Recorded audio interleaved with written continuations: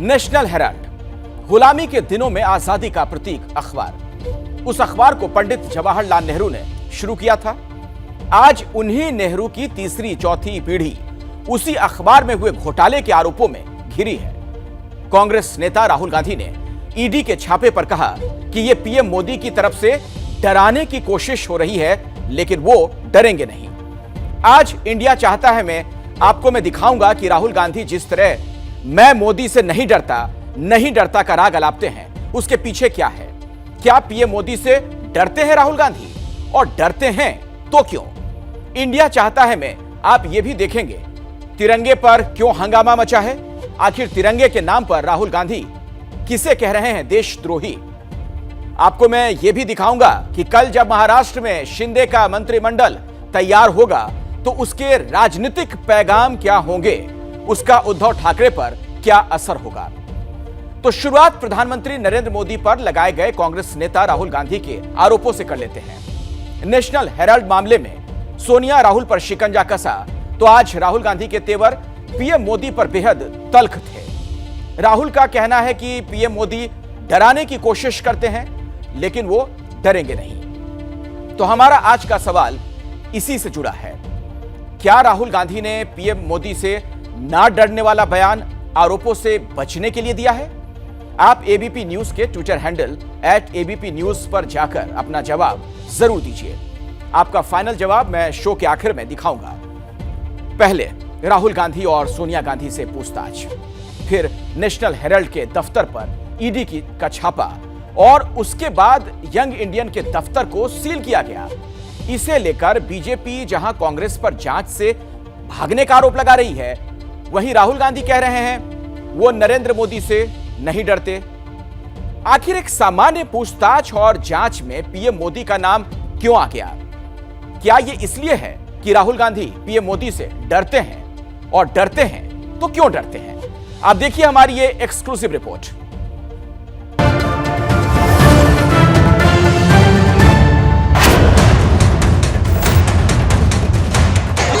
क्यों नहीं लड़ सकते हम लोग?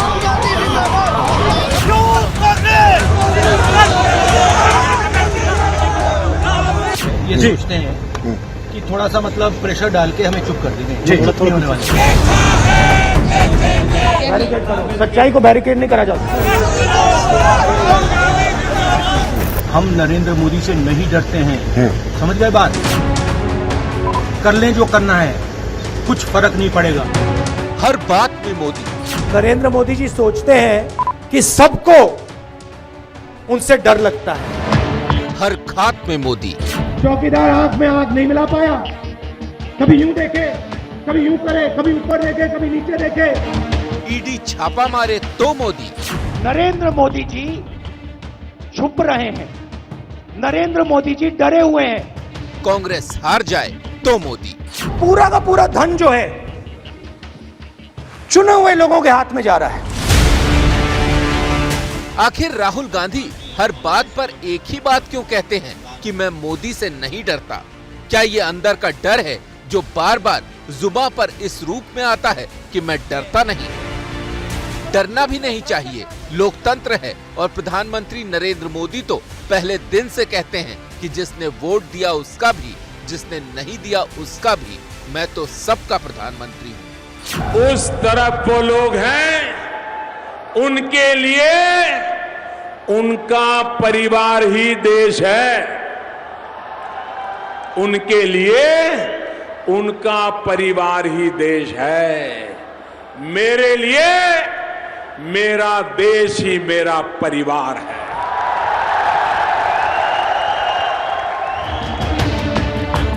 अब ताजा मामले को समझिए, जिसमें राहुल गांधी का डर दिखता है और निडर होने का उनका दिखावा। नेशनल हेराल्ड मामले में ईडी लगातार कांग्रेस अध्यक्ष सोनिया गांधी और राहुल गांधी से पूछताछ कर रही है। ये पूछताछ हो ही रही थी कि ईडी ने नेशनल हेराल्ड की बिल्डिंग में जाकर यंग इंडिया के दफ्तर को सील कर दिया। बुधवार को दफ्तर सील हुआ, गुरुवार को राहुल गांधी का तमतमाया हुआ चेहरा दिखा। ये पूरा इंटिमिडेशन का अटेम्प्ट है। ये सोचते हैं कि थोड़ा सा प्रेशर डाल के हमें चुप कर देंगे, नहीं होने वाले। हम इंटिमिडेट नहीं होंगे, हम नरेंद्र मोदी से नहीं डरते हैं, समझ गए बात? कर लें जो करना है, कुछ फर्क नहीं पड़ेगा। नहीं, आप ये बताइए, पहले तो कह रहे थे सत्याग्रह होगी, अब कह रहे हैं रण अर्थात युद्ध होगा।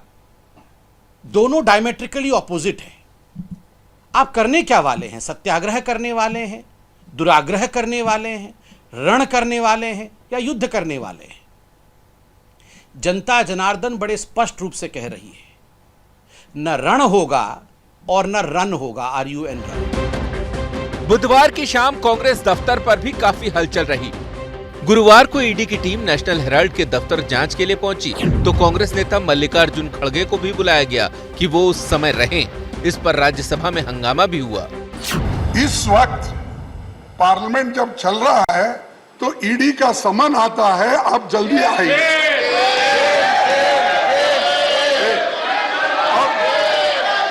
अब दूसरी चीज, Priyanka ji don't disturb, Priyanka ji don't disturb please. और ईडी बुलाना, मुझे समन करना जब पार्लियामेंट सदन है चल रहा है, क्या ये उचित है?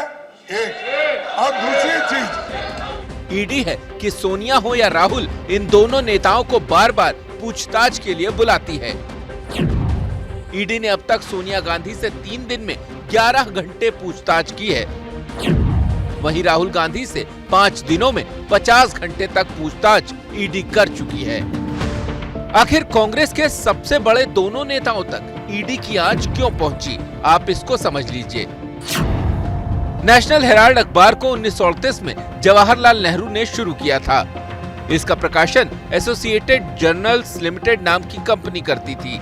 इसमें नेहरू समेत 5000 स्वतंत्रता सेनानी शेयर धारक थे। यह अखबार कई बार बंद हुआ, फिर चला। 2008 में जब मनमोहन सरकार थी तब वित्तीय घाटे के नाम पर अखबार बंद हो गया। 2010 तक कंपनी के 1057 शेयर होल्डर्स बचे थे। 2011 में घाटे में चल रही कंपनी की कमान यंग इंडिया लिमिटेड को दे दी गई। ये कंपनी 2010 में ही 5 लाख रुपए से बनी थी। राहुल गांधी इस कंपनी के डायरेक्टर थे। अब इस कंपनी में राहुल गांधी के शेयर 38% हो गए। इतने ही शेयर सोनिया गांधी को मिले और बाकी 24% शेयर में मोतीलाल वोरा, ऑस्कर फर्नांडिस, सुमन दुबे और सैम पित्रोदा जैसे लोग थे। इस मामले में विवाद तब बढ़ा जब 26 फरवरी 2011 को कांग्रेस ने एसोसिएटेड जर्नल्स लिमिटेड की 90 करोड़ रुपए की देनदारी खुद पर ले ली। बीजेपी नेता सुब्रमण्यम स्वामी इसके खिलाफ कोर्ट में गए कि 90 करोड़ की वसूली का अधिकार पाने के लिए यंग इंडिया लिमिटेड ने सिर्फ 50 लाख का भुगतान किया था। इसी बात पर वो राहुल सोनिया को जेल भेजने की बात करने लगे। लेकिन लोगों को पीएम मोदी की वो बात याद आ गई जो भ्रष्टाचार पर उन्होंने की थी। न खाऊंगा न खाने दूंगा, न चैन से बैठूंगा न इनको चैन से बैठने। अजीब संयोग देखिए कि नेशनल हेराल्ड अखबार को शुरू करने वाले जवाहरलाल नेहरू को अंग्रेजों ने 11 साल तक जेल में रखा। अब उनकी ही तीसरी और चौथी पीढ़ी पर जेल जाने का खतरा मंडरा रहा है। फर्क इतना है कि नेहरू आजादी की लड़ाई के लिए गए, आज उनके वंशजों पर भ्रष्टाचार के आरोप मंडरा रहे हैं। जो जेल में है, जो जेल के दरवाजे पर है,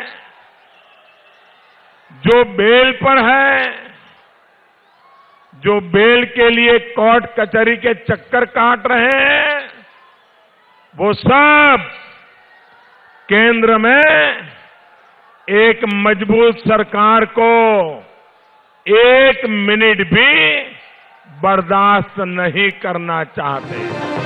मामला नेशनल हेराल्ड में भ्रष्टाचार का है, लेकिन भ्रष्टाचार का रंग राजनीति के तमाम रंगों में रंग गया तो ईडी का विरोध सड़क से संसद तक फैल गया।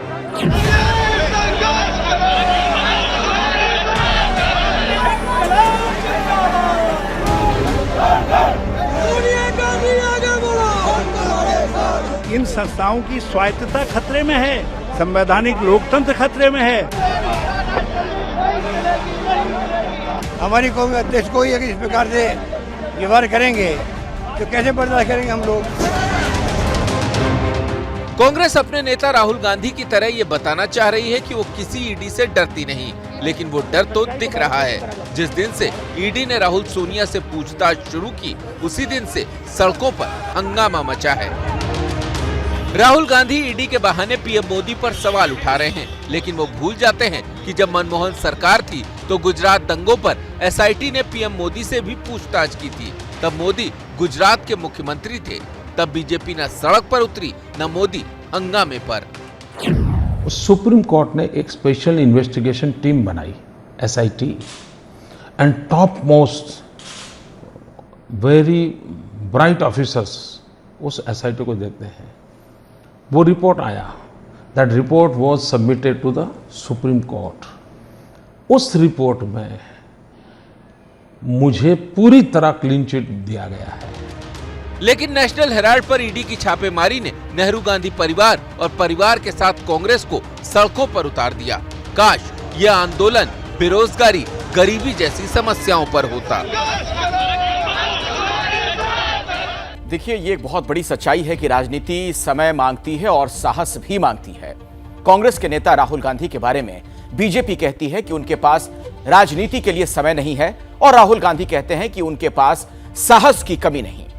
लेकिन जो राहुल बार बार मैं नहीं डरता का जाप करते हैं, क्या वो इसलिए कि वो पीएम मोदी से डरते हैं? अगर डरते हैं तो इसकी क्या वजह हो सकती हैं? अगर नेशनल हेराल्ड मामले में ईडी जांच में बात आगे बढ़ी तो राहुल सोनिया को जेल भी जाना पड़ सकता है। आखिर वो लोग इस मामले में अब भी जमानत पर ही बाहर हैं। पीएम मोदी से डरने की एक वजह उनका करिश्मा है, जिसके कारण चुनाव दर चुनाव बीजेपी जीतती जा रही है। उन पर एंटी इनकम्बेंसी लागू नहीं होती। वहीं कांग्रेस है कि लोग उस पर यकीन नहीं कर रहे। पीएम मोदी से राहुल इस बात से भी डर सकते हैं कि बहुत पहले पीएम मोदी ने कांग्रेस मुक्त भारत की बात की थी। अब ये बात नहीं करते, लेकिन कांग्रेस चुनाव दर चुनाव सत्ता से मुक्त होती जा रही है। तो जिस तरह पीएम मोदी से प्रभावित होकर राज्य दर राज्य कांग्रेस के नेता बीजेपी में जा रहे हैं, उससे कांग्रेस कमजोर होती जा रही है और यह भी राहुल के डर का सबब हो सकता है। लोकतंत्र में किसी नेता को ताकत जनता से मिलती है। जिसे जनता का समर्थन हो वो विजेता है। जिसे जनता नकार दे उसके हीरो से जीरो होते देर नहीं लगती। बीजेपी ने जिस वक्त मोदी को चुनाव जिताने की जिम्मेदारी दी, उसी वक्त कांग्रेस की तरफ से यह जिम्मेदारी राहुल गांधी को मिली। लेकिन पिछले 8 सालों में राहुल पिछड़ते गए, पीएम मोदी जीतते गए। अब देखिए हमारी यह खास रिपोर्ट। संसदीय दल ने यह फैसला किया है कि श्री नरेंद्र मोदी को आगामी लोकसभा चुनाव के लिए प्राइम मिनिस्ट्रियल कैंडिडेट के रूप में प्रोजेक्ट किया जाए।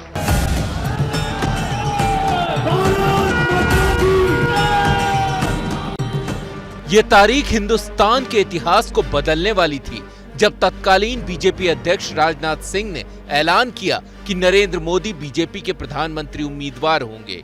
कि 2014 के चुनाव में भारतीय जनता पार्टी विजयी हो, उसके लिए परिश्रम करने में कोई कमी नहीं रखूंगा।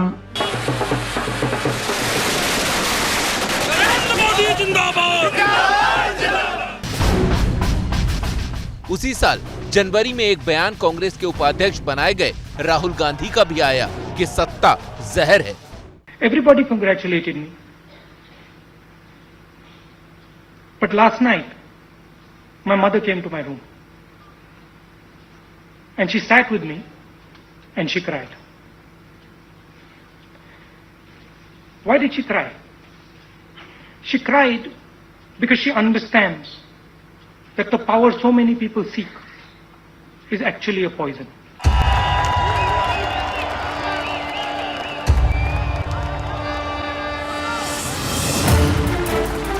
मैं नरेंद्र दामोदर दास मोदी 2013 में बीजेपी में पीएम मोदी सबसे बड़े नेता बनकर उभरे। 2013 में कांग्रेस ने संकेत दे दिया कि अब कांग्रेस राहुल के हुक्म से चलेगी।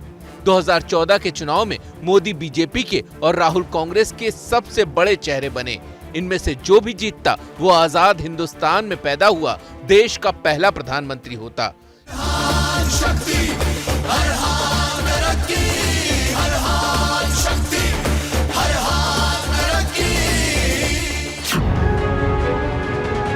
लेकिन पीएम मोदी के लिए उमड़ी वोट सुनामी में राहुल के सारे सपने बह गए। बीजेपी ने अपने दम पर सरकार बना ली, लेकिन यहीं से शुरू हुआ बीजेपी और कांग्रेस के ग्राफ में आमूलचूल बदलाव का दौर। मोदी जीतते गए, राहुल कोसते गए।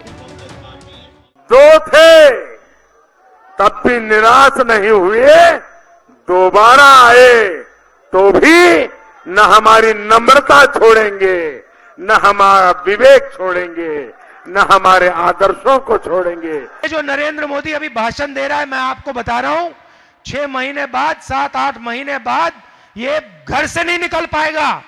हिंदुस्तान के युवा इसको ऐसा डंडा मारेंगे, इसको समझा देंगे कि हिंदुस्तान के युवा को रोजगार देने के बिना ये देश आगे नहीं बढ़ सकता है।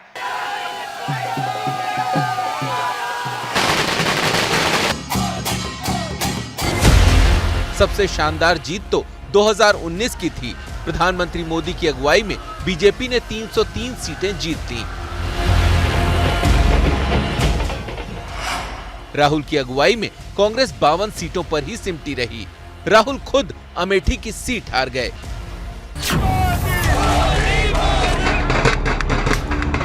दो 2019 की प्रचंड जीत के बाद मोदी दूसरी बार प्रधानमंत्री बने और लगातार बुरी हार से राहुल गांधी इतना गुस्सा हुए कि अध्यक्ष पद छोड़कर चल दिए। आपको याद होगा कि कभी चुनाव में बीजेपी की प्रचंड जीत पर कहा जाता था कि ये सब ईवीएम की गड़बड़ी से हो रहा है, लेकिन पीएम मोदी और राहुल गांधी की शख्सियत में कितना फर्क है, इसको आप अमेरिका के पूर्व राष्ट्रपति बराक ओबामा की राय से समझ सकते हैं। अंतर्राष्ट्रीय मैगजीन टाइम में दिया इंटरव्यू हो या आत्मकथा ए प्रॉमिस लैंड में लिखी राय, इससे आप पीएम मोदी और राहुल की शख्सियत के फर्क को समझिए। ओबामा ने पीएम मोदी को रिफॉर्मर इन चीफ बताया, वहीं राहुल के बारे में कहा कि राहुल में योग्यता और जुनून की कमी है। ये लिखा कि पीएम मोदी का सफर ऐसा है जिसमें भारत की तरक्की का जोश और संभावनाएं दिखती हैं, वहीं राहुल गांधी ओबामा को एक अनमने नेता दिखे। अब ऐसे में राहुल गांधी से पीएम मोदी की तुलना कैसे हो सकती है? ये बात पीएम मोदी के विरोधी भी मानते हैं। न उसके पास, मेरे पास अभी तो प्रधानमंत्री मोदी जी है और उनका कोई मुझे विकल्प नहीं दिख रहा है। लेकिन बीजेपी तो मजबूत पार्टी है, अंतर्राष्ट्रीय पार्टी है। एक तो कांग्रेस का गिरता आधार, उस पर भ्रष्टाचार के सवालों से टकराती टॉप लीडर की छवि से कांग्रेस को धक्का जरूर लगा है। एक समय था कि देश में दिल्ली से दूर दराज के राज्यों तक कांग्रेस ही कांग्रेस नजर आती थी। 1985 में देश में कांग्रेस का राज था। लोकसभा में उसके पास 415 का बहुमत था। दूसरी तरफ बीजेपी के पास सिर्फ 2 सीटें थीं। आज देश में बीजेपी का राज है, उसके पास लोकसभा में 303 सीटें हैं। दूसरी तरफ कांग्रेस के पास 52 सीटें। 1985 में देश के 18 राज्यों में कांग्रेस की सरकार थी। बीजेपी के पास एक भी राज्य नहीं था और आज बीजेपी और सहयोगियों के पास 18 राज्यों में सरकार है, जबकि 2 राज्यों में कांग्रेस बची हुई है, जबकि झारखंड और तमिलनाडु की सत्ता में कांग्रेस जूनियर पार्टनर है। ऐसा इसलिए हो रहा है कि प्रधानमंत्री मोदी एक चुनाव जीते नहीं कि दूसरे चुनाव की तैयारी में लग जाते हैं। वहीं राहुल गांधी हैं कि हार के बाद या चुनाव से पहले विदेश चले जाते हैं। 2014 में चुनाव हारे और राहुल गांधी विदेश गए। अप्रैल 2016 में असम में चुनाव से 4 महीने पहले राहुल गांधी यूरोप गए। मार्च 2017 में पंजाब चुनाव से 3 महीने पहले राहुल गांधी विदेश गए। 2019 लोकसभा चुनाव से 4 महीने पहले राहुल गांधी विदेश गए। फरवरी 2020 में जब मध्य प्रदेश कांग्रेस का संकट गहराया, तब भी राहुल गांधी विदेश गए। 2020 के दिसंबर में कांग्रेस स्थापना दिवस मना रही थी, लेकिन राहुल गांधी विदेश में थे। 2021 में नवंबर में पंजाब में कांग्रेस सरकार संकट में, लेकिन राहुल गांधी लंदन में। आज ईडी वाले सवाल पर बीजेपी कांग्रेस को घेर रही है और कांग्रेस बीजेपी को। बीजेपी और कांग्रेस में दूसरी जंग तिरंगे पर छिड़ी है। और इस बीच एक बड़ी खबर आ रही है, आपको बता दें, अभी अभी जो ताजा जानकारी मिल रही है, महाराष्ट्र कैबिनेट का विस्तार टल गया है। जी हां, अभी की बड़ी खबर, कल यह विस्तार होना था, अब सोमवार के बाद नई कैबिनेट पर फैसला होगा। तो बड़ा सवाल यही कि आखिर यह टला क्यों? क्या कोई ऐसा पेंच है जो अभी भी उलझा हुआ है? हमारे साथ रौनक कुकड़े हमारे सहयोगी जुड़ गए इसी खबर पर और ज्यादा जानकारी आपको देंगे। रौनक, हुआ क्या, क्यों आखिर ये विस्तार टल गया? जी देखिए अखिलेश, जो जानकारी कल उपलब्ध हुई थी उसके मुताबिक कल ये कैबिनेट का विस्तार होना लगभग तय माना जा रहा था, लेकिन आज जिस तरह की गतिविधियां सुप्रीम कोर्ट में देखने को मिली, सुप्रीम कोर्ट ने साफ किया है कि जो शिंदे और उद्धव ठाकरे की तरफ से जो अलग अलग पिटीशन सुप्रीम कोर्ट में लंबित है उसको लेकर अब सोमवार को फैसला जो है वो आना है। लिहाजा जो उप मुख्यमंत्री है देवेंद्र फडणवीस, वो आज दिल्ली में जाकर उन्होंने बीजेपी के वरिष्ठ नेताओं से मुलाकात की है और उनकी तरफ से सूचनाएं दी गई है कि सोमवार तक इंतजार सुप्रीम कोर्ट के फैसले का करना चाहिए और उसी के बाद विस्तार को लेकर फैसला किया जाए। तो इसीलिए जो जानकारी मिल रही है कि जो कल विस्तार होना था वो अब आगे के लिए सोमवार के बाद होगा, इस तरह की जानकारी है। जी अखिलेश। चलिए शुक्रिया रौनक कुकड़े इस जानकारी के लिए। लेकिन ये वाकई ये बात हैरान करती है, पिछले 38 दिनों से सिर्फ 2 लोग महाराष्ट्र में सरकार चला रहे हैं, एक मुख्यमंत्री, दूसरे उप मुख्यमंत्री। बीजेपी और कांग्रेस में जो जंग तिरंगे पर छिड़ी है उसकी बात कर लेते हैं। बीजेपी की तिरंगा यात्रा में कांग्रेस शामिल नहीं हुई, बल्कि कांग्रेस अपनी तिरंगा यात्रा निकाल रही है। उस पर से राहुल गांधी ने बगैर नाम लिए ही सही आरएसएस को देशद्रोही तक कह दिया। तो नया विवाद इसी पर छिड़ा है। आप देखिए हमारी खास रिपोर्ट। आजादी के अमृत महोत्सव के तहत 13 से 15 अगस्त तक एक स्पेशल मूवमेंट हर घर तिरंगा का आयोजन किया जा रहा है।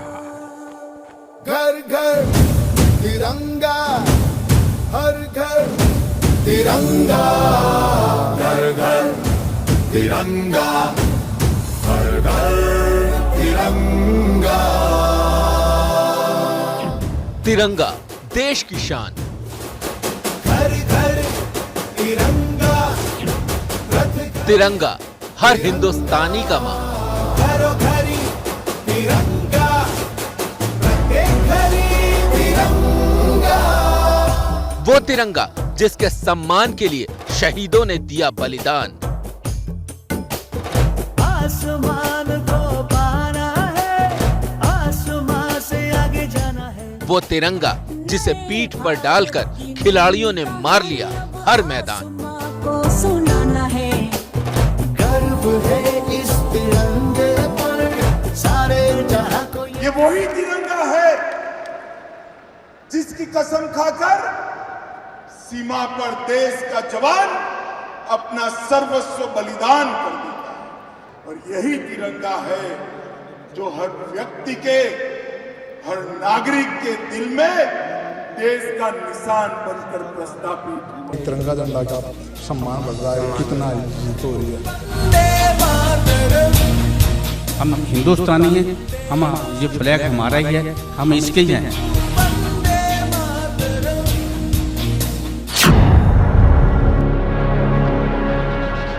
ये इस देश की विडंबना है कि एक तरफ उत्सव है तो दूसरी तरफ तिरंगे पर भी राजनीति हो रही है। कांग्रेस हर घर तिरंगा अभियान को बीजेपी का उत्सव बता रही है। यही नहीं, इस अभियान के जरिए राहुल गांधी तो संघ और बीजेपी पर निशाना लगा रहे हैं। राहुल ने ट्वीट किया, इतिहास गवाह है, हर घर तिरंगा मुहिम चलाने वाले उस देशद्रोही संगठन से निकले हैं जिन्होंने 52 सालों तक तिरंगा नहीं फहराया। आजादी की लड़ाई से ये कांग्रेस पार्टी को तब भी नहीं रोक पाए और आज भी नहीं रोक पाएंगे। राहुल ने बीजेपी पर निशाना साधा तो बीजेपी ने भी पलटवार किया। तिरंगे पर सियासी रण छिड़ गया। पहले तो अपने और अपने मम्मी को तो बचा ले कि मम्मी कहाँ जाएगी, जेल जाएगी कि सेल में रहेंगी।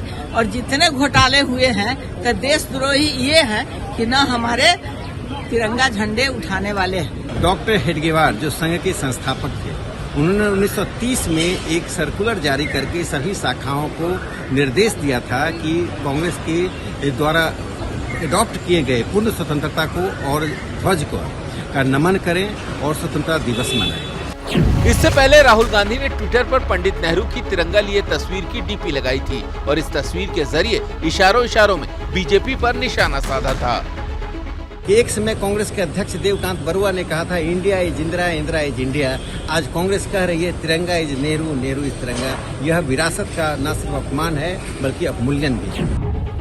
तिरंगा अभियान को लेकर निशाना सिर्फ कांग्रेस नहीं साध रही बल्कि दूसरी पार्टियां भी बीजेपी पर हमला कर रही हैं। प्रधानमंत्री आरएसएस को अपना फाउंडेशन और वो कहते हैं कि उनसे बड़ी इंस्पिरेशन मिली है। उस मैगजीन ने 17 जुलाई 1947 को ये लिखा है ऑर्गेनाइजर मैगजीन ने कि वो नेशनल फ्लैग को नहीं मानते, भगवा फ्लैग को मानते हैं। हम ये जानना चाहते हैं आरएसएस से और देश के प्रधानमंत्री से कि क्या ये बात सच है? ऑर्गेनाइजर मैगजीन ने लिखा, अगर सच है तो फिर आपकी राय क्या है? कुछ ऐसा ही आरोप आम आदमी पार्टी ने भी लगाया है। भाजपा की जो मातृ संस्था है उसने 52 साल तक नागपुर के अपने मुख्यालय पर तिरंगा झंडा नहीं फहराया। कर्नाटक के मंत्री ईश्वरप्पा ने पिछले दिनों बयान दिया कि भारत का झंडा भारत का तिरंगा नहीं रहेगा, भगवा झंडा भारत का राष्ट्रीय ध्वज होगा। ये वो सियासी पार्टियां हैं जिन्होंने हर घर तिरंगा अभियान को बीजेपी पर वार करने का मुद्दा बना लिया है, तो दूसरी तरफ कुछ नेता ऐसे भी हैं जिन्हें तिरंगा लहराने से भी गुरेज है, जो तिरंगे को देशभक्ति का प्रतीक नहीं मानते। विडंबना ये है कि ऐसे लोग देश की संसद में संविधान की शपथ लेकर बैठे हैं। तो सोचिए, राष्ट्र ध्वज पर भी विवाद। और अभी एक बड़ी खबर आ रही है, आपको बता दें कि महाराष्ट्र में जो कैबिनेट का विस्तार कल होना था आखिरी वक्त में टल गया है। तो अभी की बड़ी खबर आ रही है सियासत की दुनिया से, अब सोमवार के बाद नई कैबिनेट पर फैसला होगा। ये एक अभी ताजा जानकारी और मिली है। महाराष्ट्र कैबिनेट का विस्तार टल गया, तो सवाल अब यही की वजह क्या? हमारे साथ विकास भदौरिया हमारे सहयोगी जुड़ गए इसी खबर पर और ज्यादा जानकारी आपको देंगे। विकास, क्या कोई पेंच फंसा हुआ है? क्या वजह है कि आखिर बिल्कुल आखिरी वक्त में ये विस्तार टला है? देखिए, निश्चित रूप से पेंच तो फंसा हुआ है मंत्रालयों के बंटवारे को लेकर, लेकिन हाल ही में जो सुप्रीम कोर्ट ने ये कहा है कि शिवसेना पर कब्जे की लड़ाई के दौरान कि वो मामला जो है वो संवैधानिक पीठ को सौंप सकते हैं। ऐसी सूरत में ये महाराष्ट्र के बड़े नेताओं का ये मानना है कि केंद्रीय नेतृत्व ने उन्हें सलाह दी है कि तब तक के लिए इंतजार कर लिया जाए जब तक सुप्रीम कोर्ट का फैसला आता है, और इसलिए फिलहाल अब इस संभावित विस्तार को सोमवार तक के लिए टाल दिया गया है। सोमवार के बाद सुप्रीम कोर्ट का जब फैसला आ जाएगा उसके बाद संभावित तारीख सामने आएगी। तो चलिए जरा हम ये समझते हैं कि आखिर सुप्रीम कोर्ट में ये मामला है क्या। निपुण सहगल हमारे साथ जुड़ गए, हमारे एक और सहयोगी। निपुण, सुप्रीम कोर्ट में जो सुनवाई सोमवार को होनी है, क्या उस वजह से ये दिक्कत आ रही है कैबिनेट विस्तार जो टला है? देखिए अखिलेश, मैं ये बिल्कुल साफ कर देना चाहता हूं कि सोमवार को जो सुप्रीम कोर्ट फैसला देगा वो इस बात को लेकर देगा कि जो पूरा विवाद है, यानी तमाम बातें कि विधायकों की अयोग्यता पर फैसला कब हो, कौन करे, क्या राज्यपाल का निमंत्रण देना सही था, ऐसी तमाम जो बातें हैं, शिंदे की जिस तरह से सरकार बनी है, स्पीकर का चुनाव हुआ है, इन सब बातों को संविधान पीठ को सौंपा जाए या 3 जजों की बेंच ही सुनवाई करे और किस किस तरीके से आगे सुनवाई हो। तो निश्चित रूप से शिंदे सरकार को सुप्रीम कोर्ट के आने वाले फैसले से कोई खतरा नहीं है फिलहाल, लेकिन ऐसा लगता है कि दोनों पार्टियों ने मिलकर यह तय किया है कि सुप्रीम कोर्ट के फैसले का इंतजार करें, क्योंकि उससे पहले अगर एक कैबिनेट का विस्तार किया जाता है तो कहीं ना कहीं कोर्ट को भी एक अच्छा संकेत नहीं जाएगा कि जब मामला लंबित है तो ये सारी चीजें हो रही है। सुनवाई के दौरान चीफ जस्टिस ने यह कहा भी था कि हमने 10 दिन के लिए रोक लगाई थी डिप्टी स्पीकर की कार्रवाई की पर, लेकिन आपने इस बीच में सरकार बना लिया, तमाम चीजें हो गई, तो कहीं ना कहीं अब एक नकारात्मक संदेश नहीं देना चाहते हैं और इसलिए इंतजार कर रहे हैं कि सोमवार को एक बार आदेश आ जाए, उसके बाद कैबिनेट विस्तार कर लिया जाए। चलिए, शुक्रिया निपुण सहगल आपका। विकास भदौरिया भी हमारे साथ जुड़े हुए थे, आपका भी बहुत बहुत धन्यवाद। तो अब सोमवार के बाद कैबिनेट विस्तार को लेकर बातचीत होगी। बिल्कुल आखिरी वक्त में यह फैसला टाल दिया गया है। बारिश गर्मी से निजात दिलाती है, मौसम को सुहाना बनाती है, लेकिन जब जरूरत से ज्यादा बारिश हो तो आफतों की बाढ़ आ जाती है। कुदरत के इस कहर को हमारे गांव, हमारे शहर बर्दाश्त नहीं कर पाते और नतीजा यह होता है कि जिसे सौगात मानते हैं वो सजा बन जाती है। देखिए हमारी खास रिपोर्ट।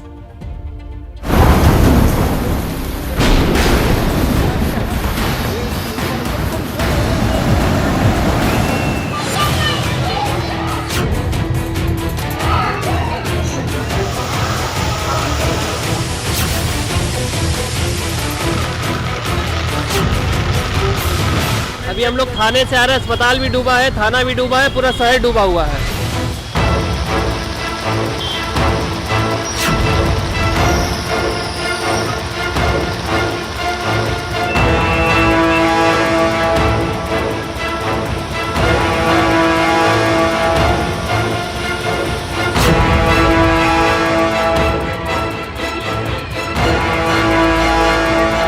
जल भराव पूरे कानपुर शहर में और कानपुर का ड्रेनेज सिस्टम, तो पानी बहने के लिए नालियां हैं पूरी खत्म हो चुकी हैं।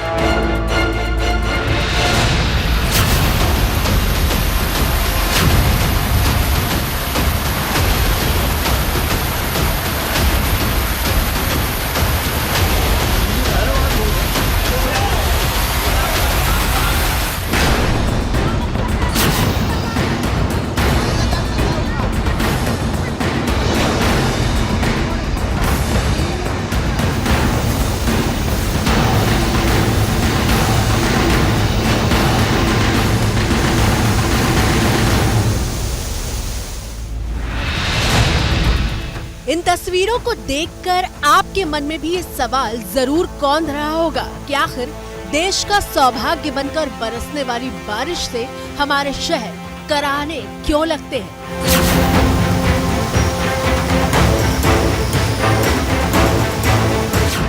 तस्वीरों को देखकर कौन कहेगा कि ये उत्तर प्रदेश के जाने माने शहर कानपुर का हाल है।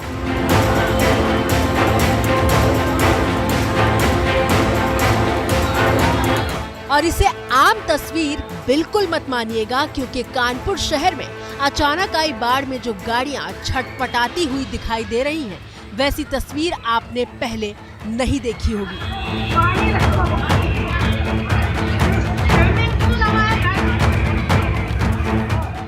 हम ये बात क्यों कह रहे हैं वो भी आपको समझाते हैं।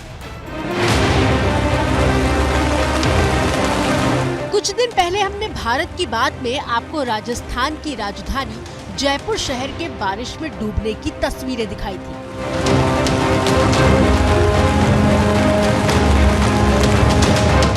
बारिश के पानी में गाड़ियां गोते लगाती हुई दिख रही थी, लेकिन यकीन मानिए जयपुर और कानपुर दोनों शहर की तस्वीरों में बहुत फर्क है। आप कहेंगे कि क्या फर्क है, बताएंगे, लेकिन थोड़ा इंतजार करिए और अब पिछले हफ्ते जोधपुर से आई तस्वीरों पर गौर करिए।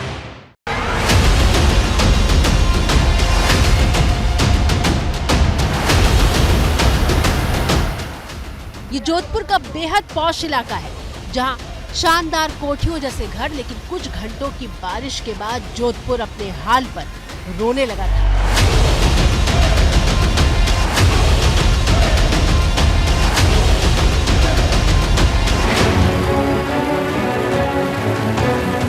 ठीक ऐसी ही तस्वीरें गुजरात की आर्थिक राजधानी कहे जाने वाले शहर अहमदाबाद से आई थी, जहां आसमान आफत बनकर शहर में बरसा था।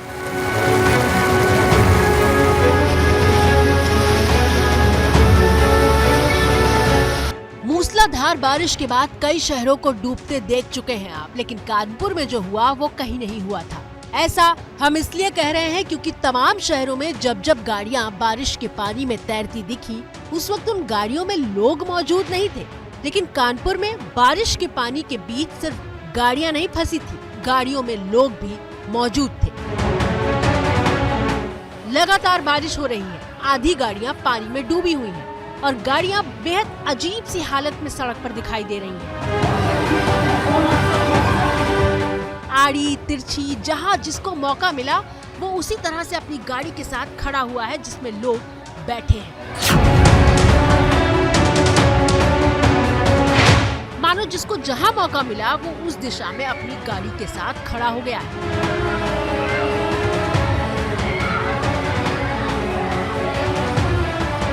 पीछे गाड़ियों की लंबी कतार दिखाई दे रही है। कैमरा पैन होता है तो नजर इस लाल गाड़ी पर पड़ती है और फिर पता चलता है कि इसके अंदर भी लोग बैठे हुए हैं। मोबाइल से वीडियो बना रहा शख्स अपना कैमरा थोड़ा और दाहिनी तरफ ले जाता है तो बारिश के बाद गंदे पानी की इस बाढ़ में और भी गाड़ियां बेतरतीब तरीके से फंसी हुई दिखाई देती हैं।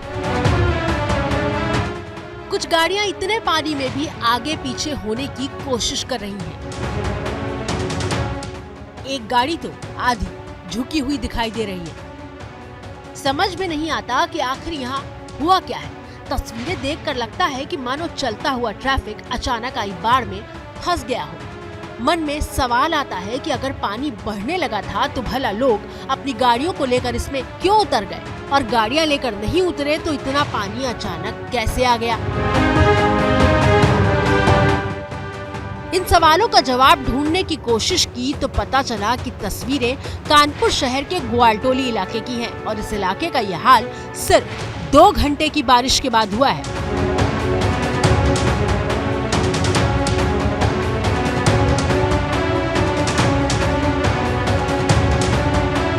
अब ये हुआ क्यों वो भी समझिए। जिस जगह कारें पानी में डूबी उसके ठीक बगल से कानपुर का सीसा मऊ नाला होकर गुजरता है, यानी वो जगह जहां से शहर भर के गंदे पानी की निकासी होती है। बारिश के बाद नाले का पानी ओवरफ्लो होकर अचानक सड़क पर आ गया और उसके बाद जो हुआ वो आपकी आंखों के सामने है।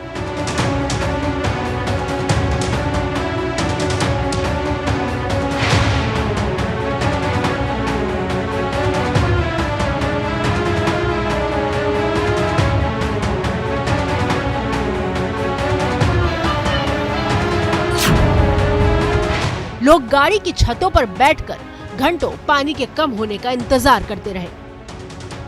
और ऐसा नहीं है कि सिर्फ कानपुर के एक इलाके में यह हाल था। 2 घंटे की बारिश ने सिर्फ कानपुर शहर की सड़कों को नहीं डुबोया था। कानपुर शहर के सरकारी अस्पताल की सीढ़ियों पर से तो सहस्त्र धारा बह निकली थी। और अब बारी है आज की लीड स्टोरी पर आपकी राय जानने की। हमारा आज का सवाल यह था कि क्या राहुल गांधी ने पीएम मोदी से न डरने वाला बयान आरोपों से बचने के लिए दिया है?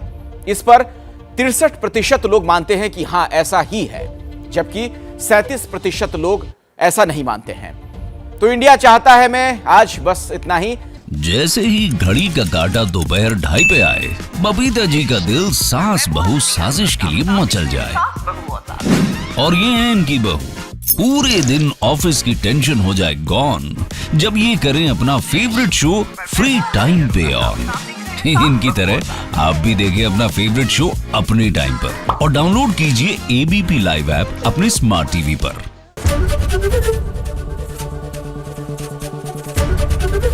एबीपी न्यूज आपको रखे आगे।